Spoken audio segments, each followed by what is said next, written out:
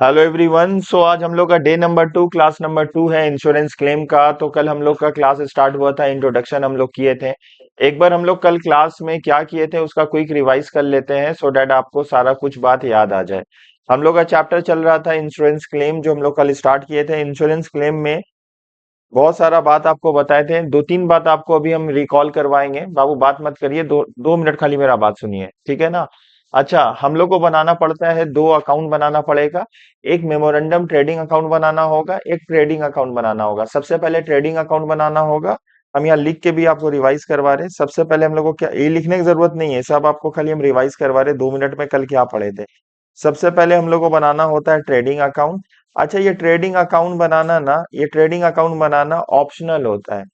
और लिखना मत, खाली आपको हम समझा रहे हैं। To opening stock, to purchases, by sales, by sales, by closing stock, by closing stock. मतलब ये ट्रेडिंग अकाउंट बना, क्रेडिट को ऐड किए, डेबिट से माइनस किए, तो जो डिफरेंस आएगा उसको बोला जाएगा ग्रॉस प्रॉफिट। सर ये ग्रॉस प्रॉफिट आगे आप क्या करना होगा बाबू, ये जो ग्रॉस प्रॉफिट आया ना, अब हम लोग क्या करेंगे, जीपी परसेंटेज निकालेंगे। तो आएगा फॉर्मूला क्या आएगा, जीपी परसेंटेज का आपको बताए थे, बोलो। Gross profit divided by GP divided by sale into 100, GP divided by sale into 100। हमको जीपी परसेंटेज पता चल गया। अगर क्वेश्चन में जीपी परसेंटेज दिया हुआ है, देन हम लोग को ट्रेडिंग अकाउंट बनाने का कोई जरूरत नहीं है। ट्रेडिंग अकाउंट तभी बनाएंगे अगर पिछले साल का ग्रॉस, मतलब क्वेश्चन में जीपी परसेंटेज आप कैसे डिसाइड करोगे कि जीपी परसेंटेज दिया है, दिया रहेगा तो देख लेना। अगर नहीं दिया है तो आपको ट्रेडिंग अकाउंट बना के जीपी परसेंटेज निकालना हो गया, ठीक है। बात समझ में आया। दूसरा हम लोग पढ़े थे मेमोरेंडम ट्रेडिंग अकाउंट। ये एक रेफ कैलकुलेशन होता है। मेमोरेंडम ट्रेडिंग अकाउंट हम लोग को बनाना होगा, ठीक है। चलिए बनाते हैं memorandum trading account for the period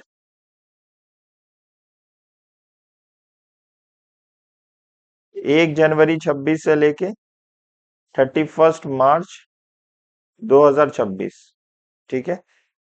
ये क्यों बनाते हैं, just to find out the value of closing stock on the date of fire. यहाँ पे अच्छा, ये भी एक तरह का ट्रेडिंग ही अकाउंट है। ये जितना डेटा ऊपर में लिखे ना, सेम चीज यहाँ पे भी पुट करेंगे। देखो, पिछला साल का क्लोजिंग स्टॉक इस साल का क्या हो जाएगा। अगर मान लो ओपनिंग स्टॉक नहीं दिया है और पिछला साल का क्लोजिंग स्टॉक दिया है, तो पिछला साल का क्लोजिंग स्टॉक इस साल के लिए ओपनिंग स्टॉक बन जाएगा। और ओपनिंग स्टॉक को हम लोग कॉस्ट में लिखते हैं, किस में लिखते हैं, कॉस्ट में लिखते हैं। यहाँ परचेजेस जो भी क्वेश्चन में दिया रहेगा, परचेजेस लिख दिए। यहाँ पे लिख देंगे बाई सेल्स, क्या लिखेंगे, बाई सेल्स लिखेंगे। उसके बाद क्या लिखेंगे, जीपी परसेंटेज दिया रहेगा, तो सेल्स का जितना होगा परसेंटेज निकाल लेंगे, ठीक है। अब ये आपको डेबिट साइड में एक दो तीन तीनों चीज को ऐड करोगे, ठीक है। क्रेडिट साइड में सेल से माइनस करोगे तो आएगा क्लोजिंग स्टॉक, क्या आएगा, इसी इसी को बोला जाएगा value of closing stock on the date of fire, ठीक है। यहीं तक हम लोग कल पढ़े थे। क्लेम निकालने के लिए अगर क्वेश्चन में सर सैल्वेज वैल्यू होगा तो माइनस करेंगे, फायर फाइटिंग एक्सपेंस होगा तो ऐड करेंगे। यहां तक हम लोग आपको बताए थे, समझाए थे, ठीक है। अब हम आपको चर्चा कर रहे थे, ये परचेज में और ये परचेज में कुछ एडजस्टमेंट हो सकता है। वो एडजस्टमेंट हमको माइनस करना होगा, बताए थे ना, कुछ कुछ एडजस्टमेंट होगा तो आपको परचेज से ये जो अभी हम आपको लिख के बताएं, ये सारा चीज कल हम लोग पढ़े थे यहाँ तक, ठीक है। कुछ नया नहीं बताए। अगर लिखना चाहो तो आप लिख लेना, वीडियो को पॉज करके, ऑलरेडी है वीडियो अवेलेबल है, ठीक है। आइए, फिर हम लोग डिस्कस कर रहे थे एडजस्टमेंट क्या होगा। तो दो एडजस्टमेंट हम आपको क्या किए थे, दो एडजस्टमेंट हम आपको बताए थे। तो आपको एडजस्टमेंट पढ़ना होगा, फॉर्मेट तो बहुत इजी है, एडजस्टमेंट आपको पता लगाना होगा। एडजस्टमेंट क्या है, कि दो एडजस्टमेंट पढ़े थे वो भी रिवाइज कर लेते हैं। पहला लिखा हुआ है personal purchase included in purchase day book. Personal purchase को हम लोग ड्राइंग बोलते हैं। जब भी ड्राइंग रहेगा, वो ड्राइंग रहेगा मतलब ओनर एंड बिजनेस दोनों का सेपरेट लीगल एंटिटी होता है। ओनर का कोई भी खर्चा अगर बिजनेस का परचेज में इंक्लूडेड है तो परचेज से माइनस करेंगे, कैपिटल से माइनस करेंगे। कैपिटल से माइनस क्या करेंगे बोल के, ड्राइंग। यहाँ बैलेंस शीट बनाते नहीं है, एक एक आपको खाली परचेज से माइनस कर देना होगा। देखो यहाँ लिखा भी हुआ है, purchase of machinery included in purchase account. आपने मशीन खरीदा, मशीन कौन सा नेचर है, मशीन का क्या नेचर है, कैपिटल एक्सपेंडिचर है। अगर मशीन खरीदोगे वो असेट्स में जाता है, बैलेंस शीट में जाता है।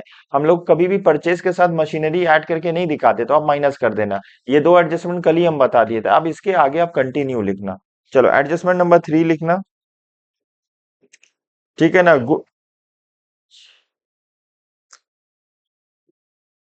Good distributed free as sample.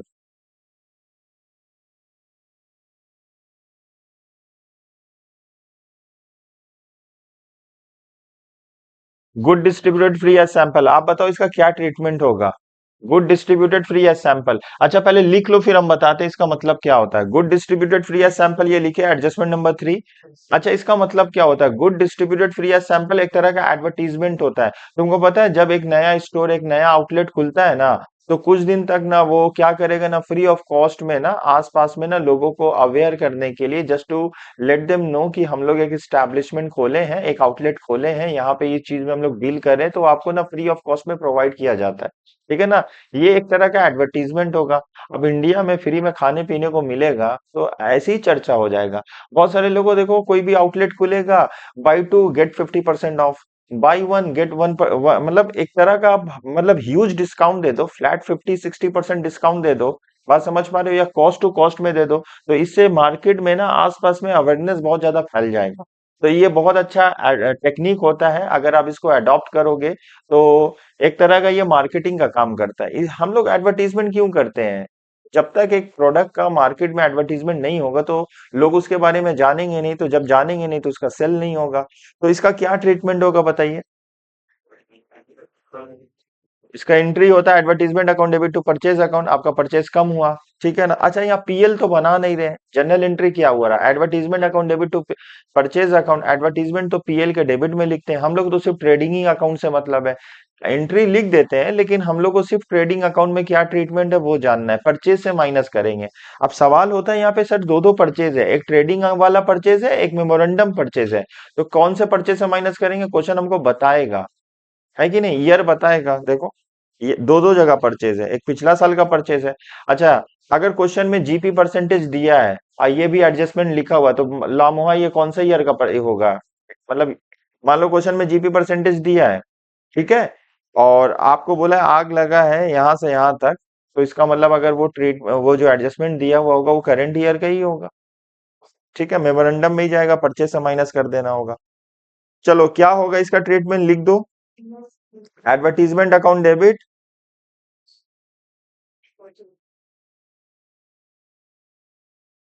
Advertisement account debit to purchase account,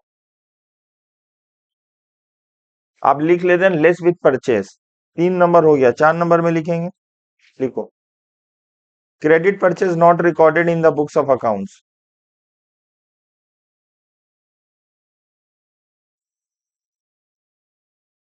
credit purchase not recorded in the books of accounts.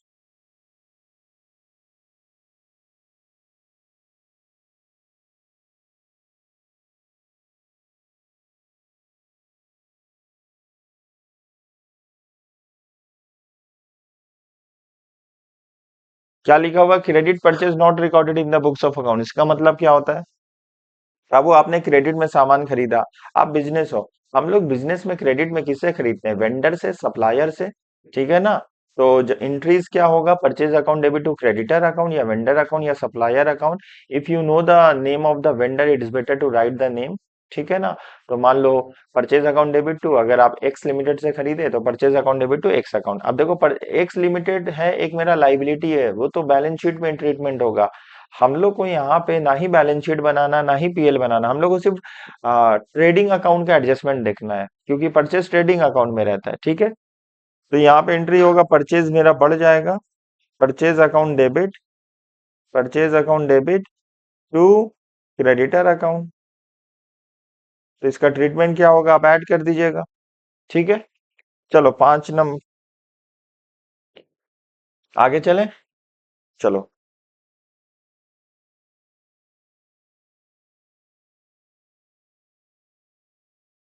Credit purchase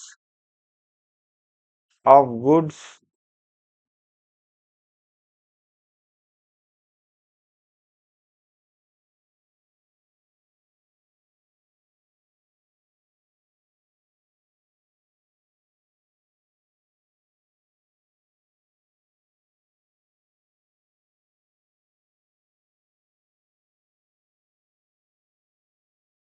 बोला credit purchase of goods taken in stock, taken in stock, but the invoice,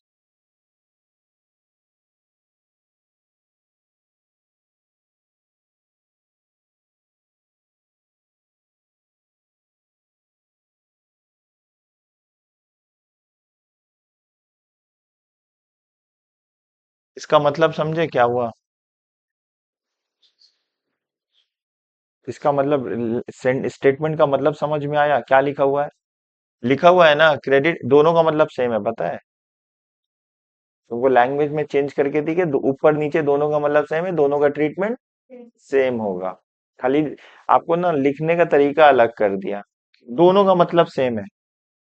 क्या लिखा हुआ है? Credit purchase of goods taken in stock, मतलब आग लगा हम उसको स्टॉक में ले लिए। तुमको मालूम है जब बड़ा बड़ा फैक्ट्री में ना स्टॉक आता है तो रखाया जाता है कहीं और उसका अकाउंटिंग अकाउंट्स डिपार्टमेंट करता है। तो अकाउंट्स डिपार्टमेंट जो अकाउंटिंग करता है कौन से बेसिस से? इनवाइस के बेसिस से, बिल के हिसाब से। बिल होगा नहीं तो अकाउंटिंग होगा नहीं। मेरा बात आप समझ पा रहे हो हम क्या बोले?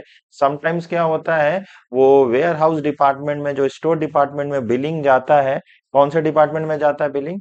अकाउंट्स डिपार्टमेंट में। रिकॉर्डिंग अकाउंट अभी अभी हम लोग जो बिजनेस करते हैं ना, अभी का जो बिजनेस होता है वो बहुत जबरदस्त बिजनेस होता है। मतलब अभी का जो बिजनेस का कॉन्सेप्ट है ना, वो हर एक डिफरेंट डिपार्टमेंट है और हर एक डिपार्टमेंट अपने काम के लिए रिस्पॉन्सिबल है। एक बड़ा business organisation different different department में क्या हुआ है, बटा हुआ है।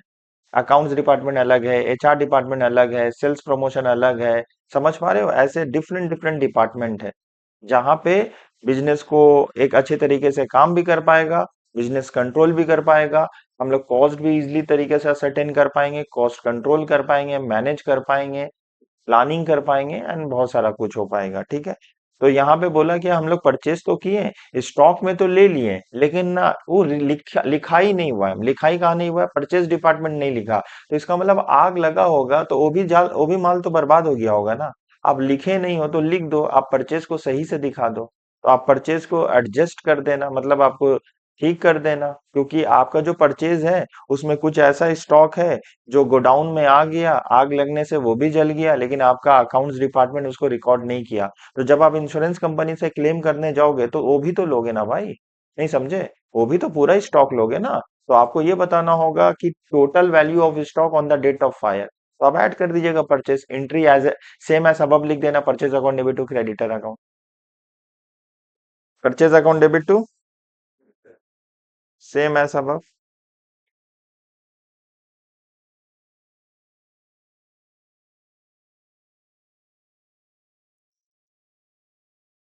आगे चलते हैं। अब हम लोग सेल से लिखते हैं। अच्छा है।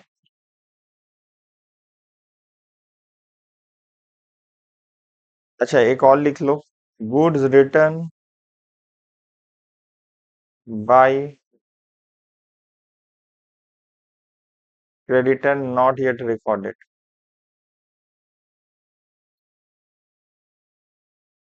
गुड्स रिटर्न बाय नहीं होगा, टू होगा। Goods return to creditor not yet recorded.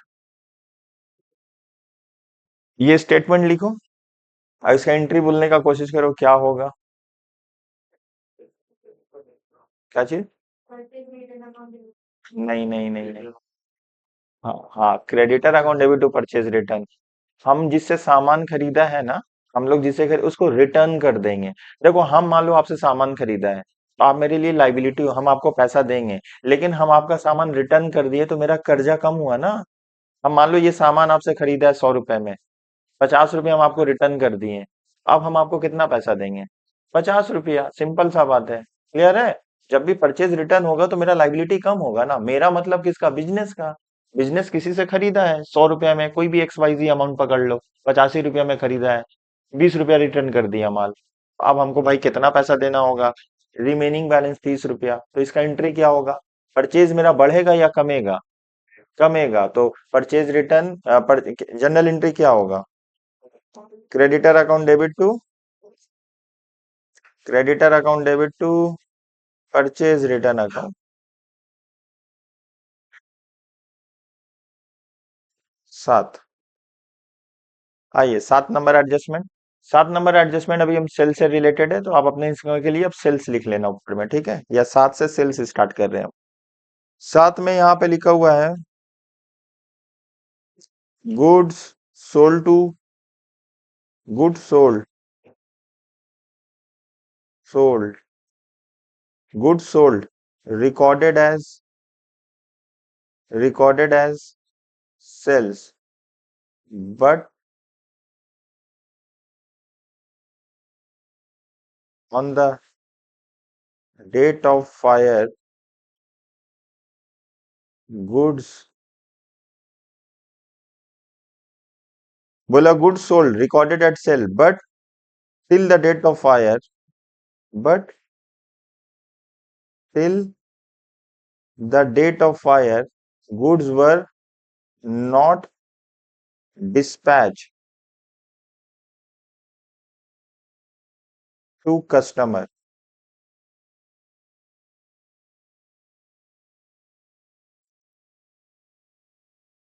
इसका मतलब बताओ बाबू। एकदम पहले एक काम करो ना, अच्छे तरीके से लिखो। नहीं समझ में आए राइटिंग, हम डिक्टेट कर रहे हैं, आप पहले लिखना है। पहला ऑब्जेक्टिव होना चाहिए लिखना है, और कोशिश करना मेरे ही साथ लिखना है। गुड्स सोल्ड बोला है, कॉमा गुड्स बेचे, उसको हम लोग रिकॉर्ड कर दिए, रिकॉर्डेड एट सेल। तो जब भी हम लोग सामान बेचते हैं, हम उसको सेल में रिकॉर्ड करते हैं। तो सामान दो तरीके में बेचा जाता है, कैश में बेचा जाता है, क्रेडिट में बेचा जाता है। अगर कैश में बेचा जाएगा, क्रेडिट में बेचा जाएगा, दोनों ही में मेरा सेल्स अकाउंट इफेक्ट होगा। अगर हम माल सामान ना कैश में बेचेंगे तो एंट्री होगा cash account debit to sales account, और क्रेडिट में बेचेंगे तो होगा debtor account debit to sales account. कुल मिला के सेल्स तो दोनों क्रेडिट ही हो रहा है ना। तो हमको तो सेल्स से ही मतलब है, क्योंकि ट्रेडिंग अकाउंट में तो क्रेडिट साइड में सेल्स ही आता है। बात समझ में आया। हम लोग सामान बेचे, लिख दिए सेल, लेकिन जिस दिन आग लगा उस दिन तक माल डिलीवरी नहीं हुआ। बात समझो, अब क्या हुआ होगा, रियलिटी में सेल है, क्योंकि आग लगा होगा। बात समझो, वो भी माल तो जल गया होगा, हम बढ़ा दिए सेल्स, तो वो सेल्स नहीं, हम इसको कम करना होगा। एंट्री क्या होगा, चाहे जब सेल्स रिटर्न उटर्न सब घुसा दिए इसमें। सामान हम बेचे, सामान मेरे ही पास है, सामान बेच दिए, सामान मेरे ही गोडाउन में है। अब आग लगेगा तो आग हमसे पूछ के लगेगा, ए तुम बिका हुआ सामान हो, हम तुम पे लग जाए। अरे आग लगेगा तो वो तो भाई जितना भी स्टॉक है सबको बर्बाद कर देगा। वो थोड़ी ना पूछ के लगेगा ये फलाना का स्टॉक है, ये बेचारा मालिक का लॉस हो जाएगा, ये बिका हुआ स्टॉक है, ये अनसोल्ड है, ये दूसरा है। आग तो आग, अगर लगेगा तो सबका लगेगा। यहाँ सेल्स रिटर्न का सवाल ही नहीं है। सेल्स रिटर्न तब होगा माल बेचा है वो हमको वापस मिल रहा। हम मेरा सामान, माल बेचा गया ही नहीं है, गाड़ी वहीं रखा हुआ है, और इत्तेफाक से उसका जलना तय था। समझ में, वो जल गया। तो हमको सेल्स को क्या करना होगा, कैंसिल करना होगा। क्या करना होगा, हम अपने बुक्स ऑफ अकाउंट्स में ना सेल जबरदस्ती बहुत ज्यादा दिखा रहे हैं। क्यों ज्यादा दिखा रहे हैं सर, ज्यादा दिखाते हैं क्योंकि तो माल हम बेच दिए। और जब हम माल बेच देंगे तो जब भी मेरा सेल बढ़ेगा ना, लेकिन रियलिटी में सेल हुआ कहाँ। तो हमको अपना सेल को कम करना होगा बुक्स ऑफ अकाउंट्स में। अब वो आप बात समझ पा रहे हो, खाली सर हिला रहे हो। क्या समझे बताओ, थोड़ा जल्दी बोलोगे।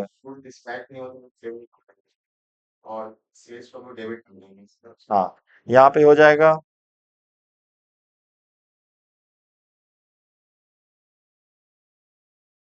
Sales account debit to debtors account.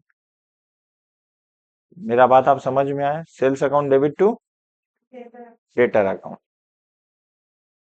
ये बेसिक्स हम आपको बताएं, minimum, this is the minimum bare requirement, ये आपको पता होना चाहिए, ठीक है।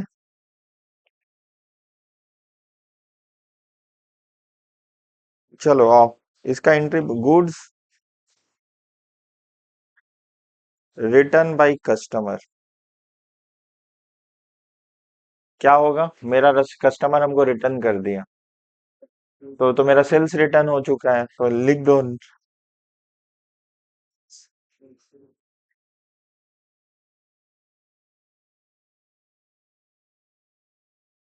एंट्री क्या होगा भाई,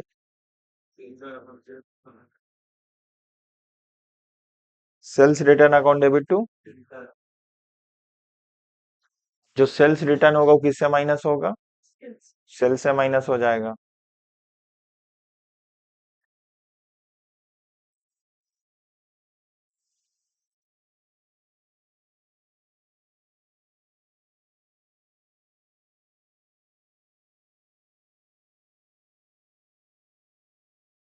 sales return account debit to debtor account. ठीक है, यहां तक ये इतना हो गया आपको। अब हम लोग आगे चलते हैं। GP percentage. अब हेडिंग डाल देना जीपी परसेंटेज। ये दूसरा टॉपिक स्टार्ट हो रहा है, ठीक है। क्या है जीपी परसेंटेज? अच्छा, जीपी परसेंटेज लिखो। GP percentage if not given. क्या है? जीपी परसेंटेज अगर दिया नहीं है तो बोलो कैसे निकालेंगे? ए, जीपी परसेंटेज मेमोरेंडम अकाउंट बना के, ट्रेडिंग अकाउंट बना के। GP percentage if not given तो prepare trading account. Prepare trading account.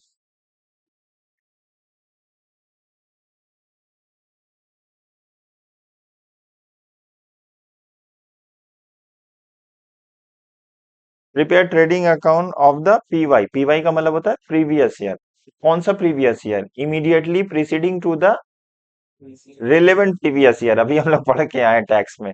Immediately preceding to the relevant previous year मतलब जिस साल आग लगा उस साल को छोड़ के उसका पिछला साल का ट्रेडिंग अकाउंट बनाना होगा। उस साल तो मेमोरेंडम ट्रेडिंग अकाउंट बनता है। हम बोले भाई अगर जीपी परसेंटेज नहीं दिया है, मेरा एक छोटा सा सवाल, if GP percentage is not given in the question we have to prepare trading account of the previous year. जिस साल आग लगा उस साल को छोड़ के पिछला साल का ट्रेडिंग अकाउंट बनाना होगा। इफ गिवन, इफ गिवन तो हमको क्या करना होगा? कंप्यूट करना होगा। क्या कंप्यूट करना होगा? जीपी। ठीक है ना? तो जीपी कैसे करेंगे? GP percentage into sales. हाँ, net sales into net sales. ये यहां तक आपको पता है? सर ये तो पता है, अब जो लिखा है हमको ऑलरेडी पता, हमको मालूम है, ये आपको पहले पता है। अब जो लिखा रहे वो चीज आपको जानना जरूरी है। अगर क्वेश्चन में खाली जीपी परसेंटेज दिया, जीपी परसेंटेज ये दे दिया 20%, क्या दे दिया? जीपी परसेंटेज 20 दे दिया, ग्रॉस प्रॉफिट परसेंटेज दिया 20। याद कर लीजिए क्वेश्चन में कुछ नहीं बोलेगा तो ये ऑलवेज सेल्स मानते हैं। यहाँ पे, यहाँ पे कुछ लिखा हुआ है? जीपी परसेंटेज ब्रैकेट में लिखा हुआ 20 मतलब 20% है। और कुछ लिखा हुआ है? नहीं, एक चीज और लिखा हुआ है, वो हिडन है। क्या है? On sales. क्वेश्चन में कुछ नहीं दिया है तो 110% वो ऑन सेल्स होगा। क्वेश्चन में क्या लिखा हुआ है? नहीं, आप लोग तो पढ़ ले, लिख रहे हो ना, जो आप देख पा रहे हो, जो आपका नजरिया और दूसरा का बच्चा का नजरिया नहीं है। पेपर में बोलेगा ऑन सेल तो है, बोला कहाँ ऑन सेल है, बोला कुछ नहीं है तो इसका मतलब ऑन सेल है। कुछ नहीं है, ऑन सेल है, कुछ नहीं। क्या लिखा हुआ बाबू? On sale. देखिए अभी आपका नजरिया चेंज हो गया, भाई का नजरिया चेंज हुआ। क्या लिखा हुआ है? तो नीचे भी देख रहे हो, वहां भी नजरिया चेंज हो गया, वेरी गुड। अगर ऑन सेल लिख दिया तब क्या है? सर अगर लिखिए या ना लिखिए, अगर लिख दिए ऑन सेल तब भी वो ऑन सेल है, नहीं लिखिएगा ऑन सेल है। सर अगर ऑन कॉस्ट दे दिया तो सर तब ऑन कॉस्ट ही है, तब हमको उसको ऑन सेल में कन्वर्ट करना होगा। क्या है? ठीक है। तो अगर जीपी दिया है इसका मतलब क्या होता है? ऑन सेल होता है। क्या होता है? ऑन सेल होता है। ठीक है। अगर दिया है जीपी परसेंटेज 25% ऑन कॉस्ट, तो 25% ऑन कॉस्ट दिया है, 25% ऑन कॉस्ट दिया है, तो इसका मतलब हमको क्या निकालना होगा? ऑन सेल निकालना होगा। क्या निकालना होगा? ऑन सेल निकालना होगा। ठीक है ना? तो ऑन कॉस्ट दिया है तो इसका मतलब क्या हुआ? कॉस्ट होगा, कॉस्ट होगा 100 हुआ होगा। ठीक है ना? प्रॉफिट हुआ होगा हम लोग का 25, प्रॉफिट हुआ होगा 25, सेलिंग प्राइस हुआ होगा 125। ठीक है ना? यही निकाला होगा ना?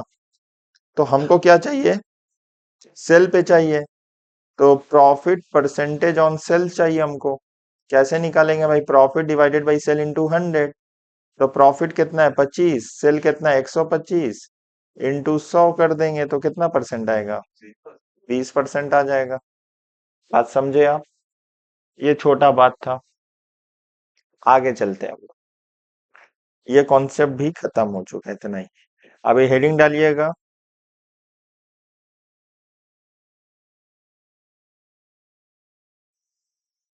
इफ पॉलिसी वैल्यू,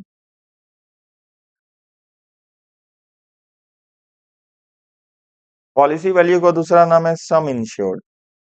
इसका दूसरा नाम क्या है? सम इंश्योर्ड।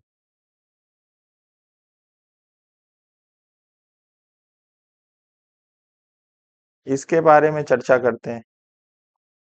ठीक है, क्या लिखा रहेगा क्वेश्चन में? पॉलिसी वैल्यू या फिर सम इंश्योर्ड। बात समझ में आया? जैसे एग्जांपल के तौर से हम आपको बता दिए, value of stock on the date of fire, on the date of fire, value of stock on the date of fire. मेरा आग कितना लगा? 1 लाख रुपया। तो हम इंश्योरेंस कंपनी से क्लेम कितना करेंगे? 1 लाख करेंगे ना। देखो बाबू, 1 लाख करने के लिए हमको डिपेंड करता है हम पॉलिसी कितना का लिए हैं। आप समझ पा रहे हो ना? पॉलिसी कितना का लिए हैं? हम एक डे खाना बना रहे हैं, 2,000 आदमी को बुलाया है, ये कैसे होगा? पॉसिबल है? पॉसिबल नहीं है। बदनामी भी होगा, मारपीट भी हो जाएगा इंसान, क्योंकि खाना का एक्सपेक्टेशन बहुत खराब होता है। जिसके घर में इनविटेशन आएगा सुबह से खाना नहीं होगा, है कि नहीं? देखे, शाम में जा रहे हैं, पता चला भाई सज के जाए, गया 2,000 रुपया खर्चा किया नौक पर, तैयार हुआ, पता चला खाना ही नहीं है। कितना खराब लगेगा, सोच रहे हो? लड़की लोग का बात ही अलग है, पूरा झमेला। उसके बाद रिश्तेदारी कमजोर पड़ जाएगा, बदनामी अलग होगा। तो भाई हम बोले हमको 1 लाख रुपया का सामान चाहिए, इंश्योरेंस कंपनी का मिलेगा, बहुत अच्छा बात है, इंश्योरेंस कंपनी मिलेगा, इधर आओ। तुम पॉलिसी कितना का करवाए? बोला 20,000 रुपया का। सर तुम 20,000 रुपये का इन पॉलिसी लिए हो और आग लगाए हो, मतलब तुम अपना हिसाब से कैलकुलेट कर दिए 1 लाख। तुम्हारा तो सबसे जबरदस्त बिजनेस है, तुम अपने ही बिजनेस में आग लगा दो, हमसे पैसा ले लो। अगर माल नहीं बिक रहा है, खुद ही आग लगा दो। तो अच्छा धंधा निकाल लिया तुम। तो ऑलवेज याद कर लीजिएगा कि जितना आपका value of stock on the date of fire है, उतना इंश्योरेंस कंपनी पैसा नहीं देगा। डिपेंड करता है आप पॉलिसी कितना का लिए हो। समझ में आया? क्लियर है? ऑलवेज जब आप क्लेम निकालिएगा, एग्जाम में आपको क्लेम निकालने बोलेगा। आपका स्टॉक बर्बाद हुआ, जिस आग लगने से, कितना का? 1 लाख। अब बताओ कितना क्लेम मिलेगा, आप कितना क्लेम करोगे? पॉलिसी, अब हम तुमको बता दे रहे पॉलिसी वैल्यू। आप बहुत अमीर हो, और आप अमीर हो क्योंकि आपके गोडाउन में बहुत सारा स्टॉक रहता है, और इत्तेफाक से जिस दिन आग लगा उसी दिन स्टॉक कम था। अब पॉलिसी वैल्यू लिए हो ना, कितना का ना, 20 लाख का। कितना का बाबू?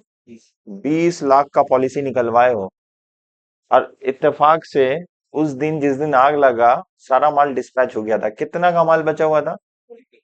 तो आपको इंश्योरेंस कंपनी 20 लाख रुपया देगा? 1 लाख देगा? ये कॉन्ट्रैक्ट ऑफ इंडिमनिटी है, जो हम लोग कल पढ़ चुके हैं। जितना का लॉस होगा उतना ही देगा। आपको कितना मिलेगा? 1 लाख। तो ऑलवेज याद करिएगा, विच एवर इज लोअर, तो क्लेम कितना होगा? क्लेम कितना होगा? 1 लाख। ये एग्जाम्पल 1 था। अभी हम एग्जाम्पल 2 देंगे, बोल पाओगे आप लोग? चलिए एग्जाम्पल 2 बोलना है। एग्जाम्पल है, हम जब भी स्टॉक लिखेंगे ना, तो ये समझ लीजिएगा value of stock on the date of fire, क्योंकि बहुत लंबा लिखना पड़ रहा है। स्टॉक का मतलब value of stock on the date of fire. Stock है भाई, value of stock on the date of fire 75,000 रुपया। पॉलिसी निकलवाए हो, पॉलिसी लिए हो,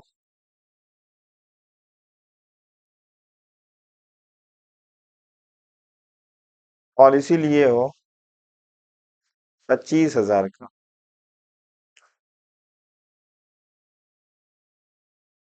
अभी हमको क्या लगाना होगा ना, एवरेज क्लॉज। एवरेज, ये नहीं कर पाइएगा। ये क्या अप्लाई करना होगा? Average clause. अब आपको एक तो फॉर्मूला पुट करना होगा। एवरेज क्लॉज का फॉर्मूला क्या होता है? क्लेम इक्वल्स टू, लिखिएगा, claim is equals to value of stock on the date of fire, value of stock, sorry sorry sorry, policy value. ऊपर में होगा पॉलिसी वैल्यू या sum insured, policy value divided by value of stock on the date of fire, value of stock on the date of fire into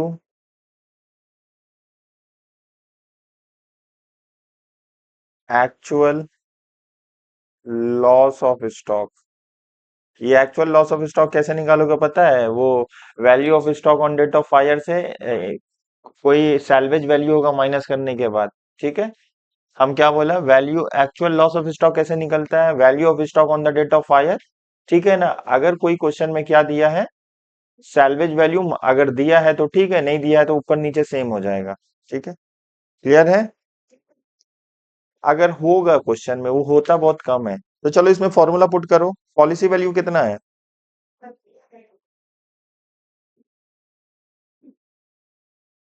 policy value है 25,000।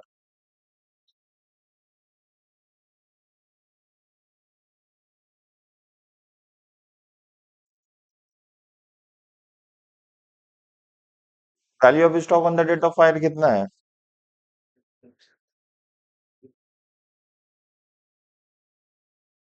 कितना आएगा? 25,000 answer आ जाएगा। ये तो कट गया।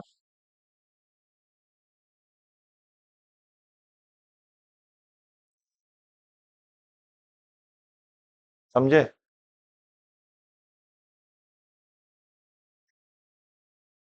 बोलिए बाबू, यहाँ तक कोई समझने में कोई दिक्कत? हमको 99% हर क्वेश्चन में हमको क्या अप्लाई करना होगा? एवरेज क्लॉज अप्लाई करना होगा। एवरेज क्लॉज का फॉर्मूला क्या होता है? Policy value divided by value of stock on the date of fire into actual loss of stock. ठीक है, ये फॉर्मूला आपको पुट करना होगा। ठीक है, अभी हम आपको एक एग्जाम्पल दिए थे ना, याद आ रहा? वो एग्जाम्पल दिए थे। चलो, वो एग्जाम्पल एक बार हमको बोल दो। एग्जाम्पल आपको बोल दो, एग्जाम्पल नंबर 1। एग्जाम्पल हम लोग करते हैं, एग्जाम्पल नंबर 1। चलिए एग्जाम्पल नंबर 1 करते हैं। लिखने का सवाल नहीं, आपका ऑलरेडी लिखा हुआ है। हम यहाँ पे लिख देते हैं जीपी परसेंटेज है 25% ऑन कॉस्ट है। ये दिया हुआ क्वेश्चन में। आगे अब हमको हेल्प करना है आपको। परचेज कितना है? सेल्स कितना है? परचेज है 6 लाख। क्लोजिंग स्टॉक है 31 मार्च 2026 1,20,000। और ये लिखा हुआ वैल्यूड एट 120%। ये आपको नीचे बता दिया है। ठीक है, सेल्स रिटर्न है ना क्वेश्चन में? सेल्स रिटर्न है 50,000। फायर फायर कब लगा? 1 अप्रैल 2026। अब हम लोग कौन सा ईयर फॉलो करते हैं? CY कैलेंडर ईयर फॉलो करते हैं। ठीक है, और कुछ डेटा दिया है? बस इतना ही दिया है। ठीक है, अब हम लोग को यहाँ पे मेमोरेंडम ट्रेडिंग अकाउंट बना देते हैं। Memorandum trading account. Memorandum trading account, ये डेबिट है, ये क्रेडिट है। बोलो यहाँ। यहाँ पे लिखेंगे टू ओपनिंग स्टॉक, क्योंकि पिछला साल का क्लोजिंग स्टॉक इस साल का ओपनिंग स्टॉक हो जाता है। टू ओपनिंग स्टॉक कितना होगा? 1,20,000 कितने परसेंट के बराबर है? 120। हमको तो 100 करना होगा। 1 लाख आ गया। बाई सेल्स, बाई सेल्स कितना है? 5 लाख। माइनस कर देंगे सेल्स रिटर्न, कितना है? बाहर जाएगा 4,50,000। यहाँ पे है टू परचेजेस। परचेजेस देखो कितना, 6 लाख है। कुछ बोला नहीं है, प्लस माइनस नहीं करना होगा। और यहाँ पे टू जीपी है। ग्रॉस प्रॉफिट किसके निकालेंगे? 4,50,000 के ऊपर निकालेंगे। Into 25 divided by 125। या डायरेक्ट 20% कर लो ना। कितना कर लेना? डायरेक्ट 20%। 20%, ठीक है। कितना आएगा बोलो? 90,000। अब आपको निकाल सकते हो value of stock on the date of fire, इसको ऐड करो।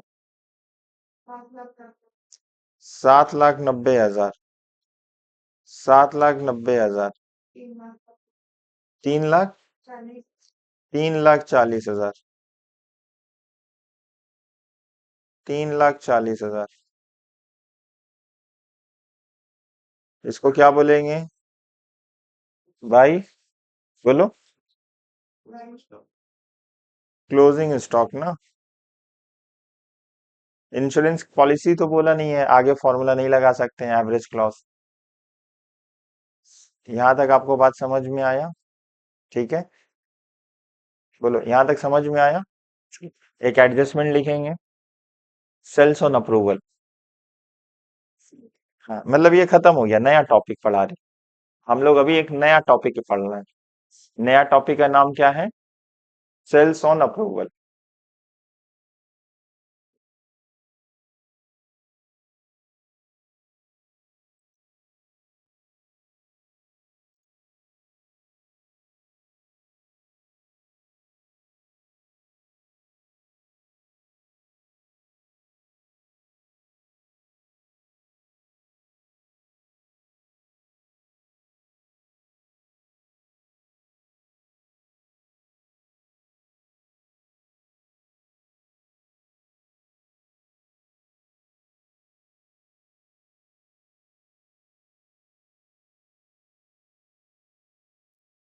घबराना मत, दोनों एक ही नाम है, ठीक है।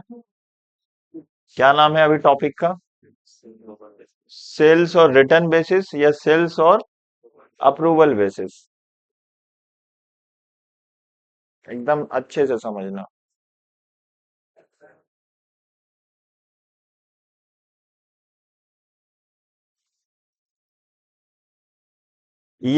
अभी लिखना बंद, ठीक है, खाली सुनना है अभी आपको। ये क्या है? ये बहुत इंपॉर्टेंट एडजस्टमेंट है। ये एक बिजनेसमैन है, ठीक है।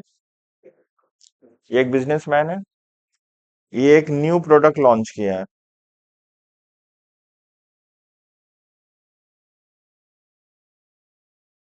एक न्यू प्रोडक्ट लॉन्च किया है, ठीक है।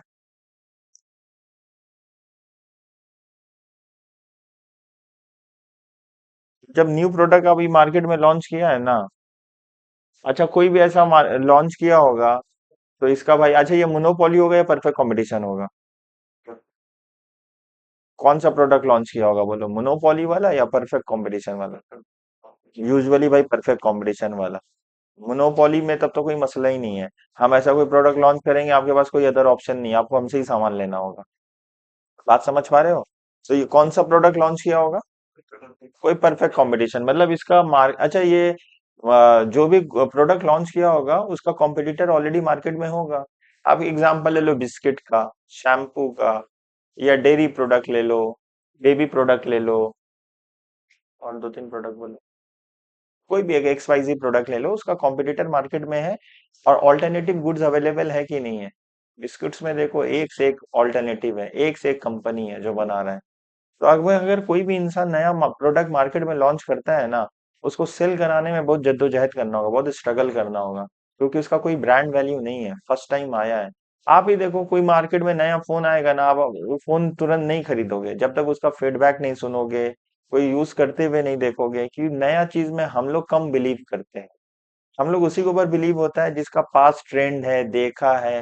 अब समझ में आया? देख, तुमको मालूम है पहले रिंकू सिंह बहुत कम में बिका था, याद आ रहा? फिर वो आईपीएल में अपना धमाका दिखाया। कौन है? फिर रिंकू सिंह ना आईपीएल में अपना धमाका दिखाया, उसका बाद वो जो बिका है ना, जबरदस्त। वैसे था कि उसका पहले कोई ट्रेंड नहीं था, पास्ट ट्रेंड मतलब पास्ट का कोई रिकॉर्ड नहीं था। तो हम लोग we are coming back to the topic. हम लोग क्या बात करें, एक बिजनेसमैन ने एक नया प्रोडक्ट लॉन्च किया। अभी प्रोडक्ट को कहाँ बेचना होगा? ये ये मार्केट में इसको बेचना होगा। बहुत चैलेंजिंग है। मार्केट ऑलरेडी सैचुरेटेड है, मतलब बहुत ज्यादा कंपटीशन है, कोई जगह नहीं है। उसके बावजूद भी इसको प्रोडक्ट को बेचना होगा। तो ये प्रोडक्ट कैसे बेचेगा? मार्केट में जितने भी दुकानदार हैं, छोटा छोटा जो भी आउटलेट चला रहे हैं, जाके क्या बोलेगा? इनको ऑफर करेगा, बोलेगा सामान हम रख के जा रहे हैं, बोलेगा मत रखो बिकेगा नहीं। इनका शेल्फ जो है ना बहुत अच्छे से सजा देगा, ठीक है, ह्यूज डिस्काउंट देगा। और दुकानदार का जो मार्जिन प्रॉफिट है, बोलेगा तुमको फलाना दुकान कितना दे रहा है, मतलब फलाना कंपनी कितना दे रहा है, बोला 10%, हम बोलेंगे तुमको जाओ 50% देंगे, 50 तुम्हारा 50 मेरा, पहले बेचो तो। एक बार मेरा प्रोडक्ट कस्टमर को अच्छा लगने लगेगा ना, फिर तुम्हारा मजबूरी बन जाएगा उसको रखना। फिर तुम्हारा कस्टमर, क्योंकि एक बार जब प्रोडक्ट मार्केट में हिट हो गया ना, तो फिर हम तुमको झुकाएंगे, तुम्हारा प्रॉफिट मार्जिन कम करेंगे, फिर तुमसे हम कमाएंगे। क्योंकि कंज्यूमर तुम्हारे दुकान से वापस जाएगा ना, तुम नहीं सोचोगे वापस जाए, वो प्रोडक्ट तुमको रखना होगा। तो अभी नया प्रोडक्ट है, इसीलिए हम इतना तुमको मिन्नत फरियाद करें कि भाई तुम मेरा सामान रखो। ये इंटरेस्टेड हो जाएगा, क्योंकि माल बेच के तब पैसा देना है, और रनिंग प्रोडक्ट का तुरंत पैसा देना है, तो इंसान इंटरेस्टेड हो जाएगा, प्लस इसका बकायदा दुकान सजा देगा। ये भी फायदामंद है। आप समझ पा रहे हो हम क्या बोल रहे हैं? ठीक है, ये बिजनेसमैन इसका सजा देगा, इन लोगों का दुकान सजा देगा। अब इसको क्या करना है? कोई कंज्यूमर आएगा, खाली एक बार पिच कर देना होगा, पिच मतलब समझे, अपने तरफ से एफर्ट डाल देना होगा, क्योंकि अब इसका फायदा ज्यादा है। अगर ये दूसरा प्रोडक्ट को बेचेगा, उसमें इसका 10 रुपया बचेगा, और जो नया है उसको 50 रुपया बचेगा। हम ऐसा इंडिविजुअल, हम क्या सोचेंगे? भाई ऐसा सामान बेचो जिसमें 50 रुपया, बोले लीजिए ना, नया आया है ना, ट्राई तो करिए। अब वो टेस्ट एंड, अब इसका प्रोडक्ट में दम होना चाहिए कि मार्केट में जो इतना हैवी भी प्रोडक्ट चल रहा उसको बीट कर सके, है कि नहीं? तो एक बार हम अपना एफर्ट डालें, अगर पब्लिक को पसंद आया तो हिट हुआ। तो अब होगा क्या, इसका काउंटिंग क्या होगा? जब फर्स्ट टाइम हम बोलेंगे भैया मेरा ये सामान रखिए, बिकेगा तो बेच दीजिएगा, नहीं तो 6 महीना साल भर के अंदर मेरा बंदा आएगा, आप इसको माल दे दीजिएगा, और अच्छा बात है। नहीं समझे? हमको कोई मोबाइल का धंधा हम करें, हमको कोई बोले मोबाइल रखिए, कस्टमर को दिखाइए, अगर बेचिएगा अपना पैसा काट लीजिएगा, हमको रिटर्न कर दीजिएगा, हमको मालूम है एक पीस मोबाइल दिया है, इसमें आपका इतना लाभ है, इतना बेनिफिट है, आप हमको बिकेगा तो बेच दीजिएगा, नहीं तो 3 महीना बाद, 4 महीना बाद, जैसे आपका एग्रीमेंट होगा, क्या करिएगा, रिटर्न कर दीजिएगा। ये तो बहुत अच्छा बात है। बिकेगा तो बेच दो, नहीं तो बिकेगा तो बेच दो, नहीं तो रिटर्न कर दो। अब सेल्स ऑन अप्रूवल में होता क्या है ना, जैसे हम अपना लॉट का सामान आउटलेट भिजवाते हैं ना, हम उसको ना, यकीनन हम उसको सेल्स मान लेते हैं। रियलिटी में सेल्स हो भी सकता है, नहीं भी हो सकता है। नहीं समझे? जैसे हम क्या है बाबू, प्रोडक्ट का मालिक है, और आप लोग का सबका आउटलेट है पूरे कलकत्ता में, ठीक है ना? पूरे कोलकाता में आपका सबका आउटलेट है, इस स्टोर में भी भेजा दिया, इधर भेजा दिया, इधर भेजा दिया, इधर भेजा दिया, और हम अपना किताब में इसको क्या मान लेंगे? सेल। और यकीन दुआ करेंगे अल्लाह ताला से, या अल्लाह ताला जो माना है वही हो, 6 महीना बाद वो बेच के हमको पैसा दे दे। ठीक है, तो जब माल हम यहाँ जाए दुकान में रखा गया, तो हम इसको बुक्स ऑफ अकाउंट्स में क्या मान लेंगे? सेल्स मान लेंगे। तो हम क्या लिखेंगे? Debtor account debit to, debtor account debit to, बोलो बात समझ में आया? Sales on approval. अब आया 6 महीना बाद, साल भर बाद, जब हमको अकाउंटिंग करना है, ठीक है ना, और आग भी लगा है तो वो रिटर्न आएगा। अब हम उसका अकाउंटिंग क्या होगा? अच्छा, जो आग लगा है वो स्टॉक तो मेरा पास है ही नहीं है, तो वो स्टॉक को हम लोग दिखाएंगे। हाँ, ट्रीटमेंट तो करेंगे, लेकिन उसको कुछ नहीं करेंगे। बोलने का मतलब है ट्रेडिंग अकाउंट में ये भी स्टॉक दिखाएंगे, लेकिन ये स्टॉक में आग नहीं लगा है ना। आग लगा है, चलो हम लोग देख लेते हैं पहले। तो हम लोग क्या किए, जब हम लोग माल भेजे तो हम लोग लिखे debtor account debit to sales account. अब after 6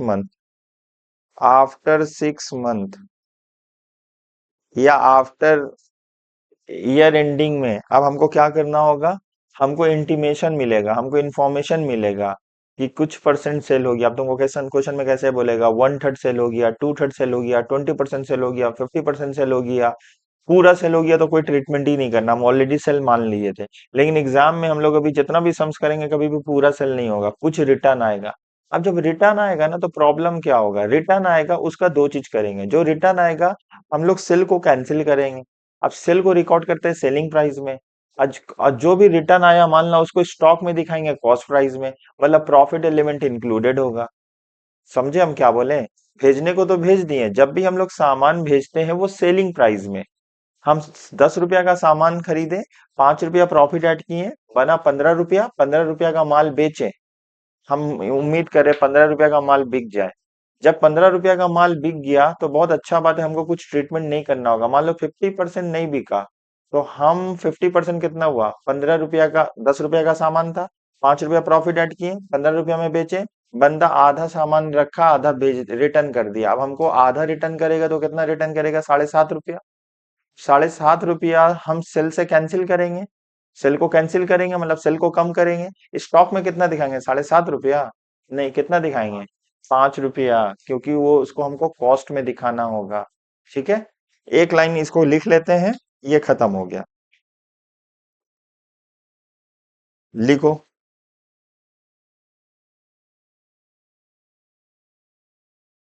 good sold,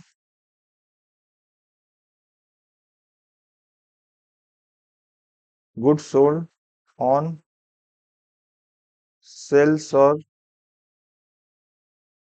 return basis, ₹1,00,000 included in sales. However,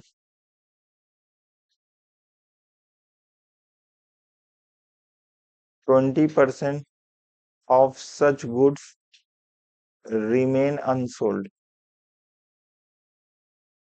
Remain unsold. GP percentage कितना है, 20% है। समझे, तुमको एग्जाम में ऐसे ही ट्रीटमेंट दे। अब इसको कैसे ट्रीट करोगे बताओ। हम लोग गुड सोल्ड ऑन सेल्स और रिटर्न बेसिस, हम लोग सेल्स और रिटर्न बेसिस में भेजे, कितना का, 1,00,000 का। बोला इंक्लूडेड इन सेल्स, ये 1,00,000 इंक्लूडेड है सेल्स में। मतलब हम लोग को जो debtor account debit to sales करना पड़ता है ना, वो ऑलरेडी, मतलब ये वाला एंट्री करने की जरूरत नहीं है, सेल्स ऑलरेडी बढ़ा हुआ है। अब हमको क्या बोला, बोला how ever 20% of such such goods होगा, ठीक है ना, 20% of such goods remain unsold, क्योंकि बिका नहीं, और उसमें हम कितना परसेंट कमाते हैं, तो हमको ना कैंसिल करना होगा। अच्छा, 100% में कितना नहीं बिका, 30% नहीं बिका, तो सेल को कैंसिल करना होगा। कितना से कैंसिल करना होगा, सेल को कैंसिल करो। जब हम माल बेचे थे तो एंट्री क्या लिखे थे, डेटा टू सेल।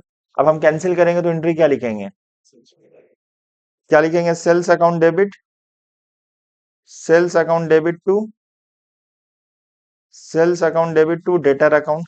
कितना लिखेंगे भाभी, 1,00,000 था इंटू 20%, कितना आ चुका है, 20,000। 20,000, बोलो बात समझ में आया। हम लोग को सेल्स को आपके लैंग्वेज में बोल दे रहे हैं, क्योंकि आप डेबिट एंड क्रेडिट में बहुत दिक्कत होता है, अभी भी देखें कुछ सारे स्टूडेंट को। सेल्स को प्लस करेंगे, माइनस करेंगे, बाबू सेल्स का क्रेडिट बैलेंस होता है, हम डेबिट करें मतलब उसको माइनस करेंगे। सेल्स को कितना सा माइनस करेंगे, क्लोजिंग स्टॉक के साथ कितना ऐड करेंगे, या प्लस करेंगे। क्लोजिंग स्टॉक के साथ तो ऐड होगा ना, माल रिटर्न हो रहा है तो मेरा स्टॉक तो, और हम अपना स्टॉक कभी भी सेलिंग प्राइस में नहीं दिखाते हैं, अपना कॉस्ट प्राइस में। तो बताओ हम लोग क्लोजिंग स्टॉक के साथ कितना ऐड होगा, कितना ऐड होगा, प्रॉफिट परसेंटेज कितना है, 20। तो इसका मतलब ये 100 है, कॉस्ट मेरा कितना होगा, 80 होगा, तो ये कितना आया, 16,000 ना। It will be added with closing stock, it will be added with closing stock. ये लिखने का जरूरत नहीं है, credit side of trading account, you already know, आपको ऑलरेडी पता है ये क्रेडिट साइड में आता है। तो ये भी एडजस्टमेंट हम लोग कर दिए। अब एग्जाम में आपको देगा क्या बाबू, 20% को फ्रैक्शन में लिख देगा, 1/5, 2/5। बात समझ में आया। तो इस तरीके से आपको कंफ्यूज करेगा। हम तुमको 20% लिख दिए हैं, तो उन लोग बोलेगा 30% ऑन कॉस्ट, इस तरीके से बोलेगा। तो आज हम लोग काफी सम्स किए हैं, जैसा हम आपको बताए हैं कि फोर्थ सेमेस्टर का क्लास ऑलरेडी स्टार्ट हो चुका है, और पहला 2-4 क्लास हम लोग यूट्यूब में फ्री ऑफ कॉस्ट रहेगा, सो डैट अगर आप क्लासेस सर्च कर रहे हो तो 1-2 क्लास देख लो, आपको डिसीजन लेने में काफी हेल्प मिलेगा ना, कि वेदर आपको कंटिन्यू करना है कि नहीं करना है। तो चैनल पे नए हो तो चैनल को सब्सक्राइब करो, इस वीडियो को ज्यादा से ज्यादा लोगों तक शेयर करो, ताकि काफी लोगों तक पहुंचेगा तो लोगों के लिए डिसीजन लेना भी आसान हो जाएगा। ठीक है, मिलते हैं नेक्स्ट क्लास में, थैंक यू सो मच।